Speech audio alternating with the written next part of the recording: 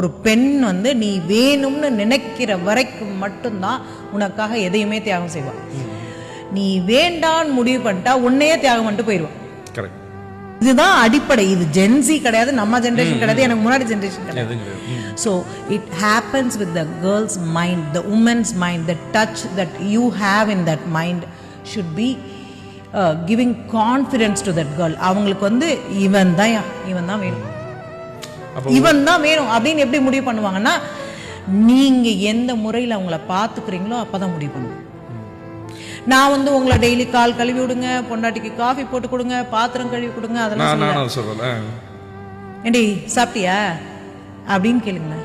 வேற ஒண்ணுமே பண்ண வேண்டாம். நீ பேர் சொல்ல வேணாம், கண்ணே மணியேன்னு கொஞ்சம் வேண்டாம், நீ ஒண்ணு வேணாம். ஏண்டி சாப்பிட்டியா அப்படின்னு அதட்டி கூட கேளுங்களேன். நீங்க சாப்பிட்டியான்னு கேட்டது ஒரு மிகப்பெரிய சேஞ்ச் கொடுக்கும்.